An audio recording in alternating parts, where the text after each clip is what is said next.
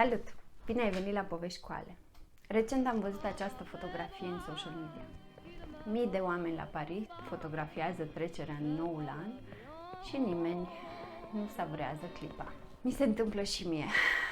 Nu de Revelion, că am 2 copii mici și nu-mi permit să pierd o noapte, dar când se întâmplă ceva special zi de zi.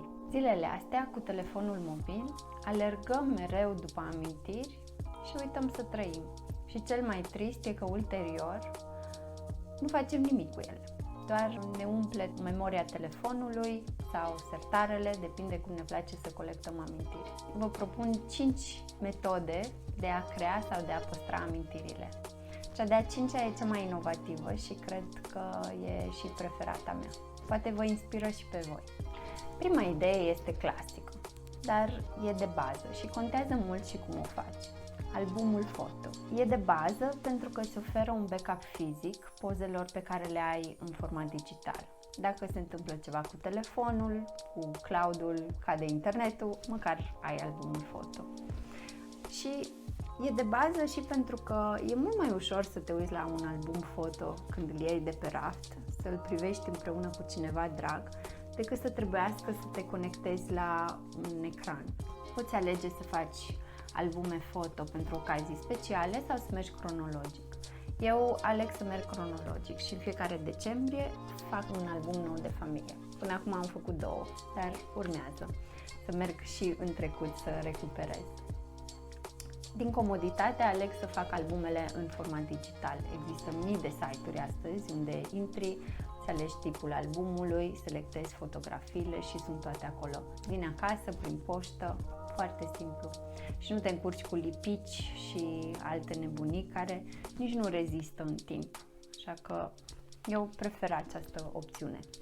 Mai fac și calendare pentru bunici, tot așa de Crăciun, le fac cadou. Sunt foarte încântați și de-abia așteaptă să le primească.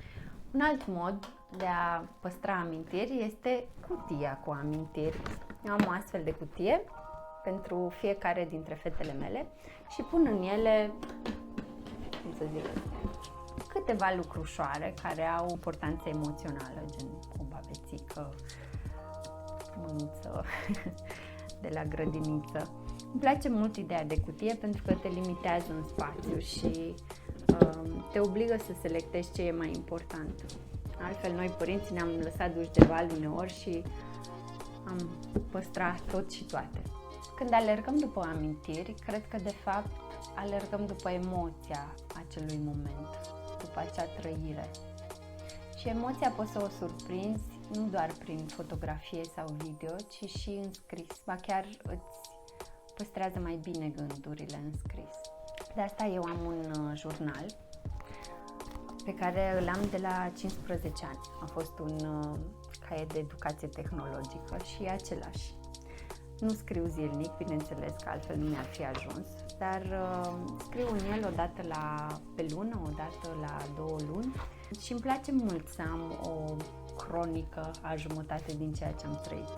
Ce mai e cool la un jurnal e că te ajută să te cunoști mai bine și dacă vrei să lucrezi la dezvoltarea ta personală, e o resursă importantă, să vezi ce credințe ai, ce gânduri ai. Pentru mine e una dintre cele mai dragi amintiri. Dacă nu vă place să scrieți într-un jurnal, poate această idee vă place mai mult.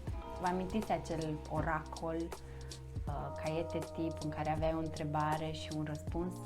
Astăzi există tot felul de publicații, fie pentru autobiografie, în care răspunzi la întrebări, fie pentru bunici. Scrie despre cum era pe vremuri, cum se jucau ei, cum era Crăciunul lor și așa mai departe. Mie mi-ar plăcea foarte mult dacă aș avea o asemenea carte scrisă de străbunicii mei astăzi. Ar fi wow!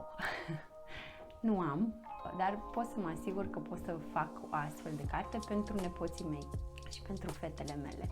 Așa că le-am dăruit bunicilor din partea soțului acest album și s-au apucat de lucru sârguicios, după muncă de convingere și cu părinții mei. Cea de-a 5-a idee, cea mai inovativă, este, ok, ați mai auzit de ea, dar poate nu în modul ăsta, se numește capsula timpului. Când am început acest jurnal, Era ziua mea, împlineam 15 ani și am scris și o scrisoare pentru mine când voi împlini 30 de ani. Am capsat-o bine, am scris adresa pe ea, nu vreau să o pierd și nu vroiam să o deschid, să o recitesc înainte de termen. Și când am împlinit 30 de ani, mi-amintesc bine că eram într-un restaurant cu acum actualul meu soț și am citit-o împreună. A fost foarte emoționant și mi-amintesc cu drag de acest moment. Mesajele din trecut întotdeauna ne reamintesc de unde venim și ceea ce ne dorim cu adevărat. Și cea de-a doua capsulă a timpului e ceva asemănător, dar e pentru copii. Am început să facem un fel de videoblog, să ne filmăm așa, cu telefonul, eu și soțul meu, de când erau cele mici în burtică. Și vorbim despre cum ne simțim, despre cum am ales numele sau lucruri amuzante pe care le fac ele, pe care cel mai probabil le vom uita în scurt timp.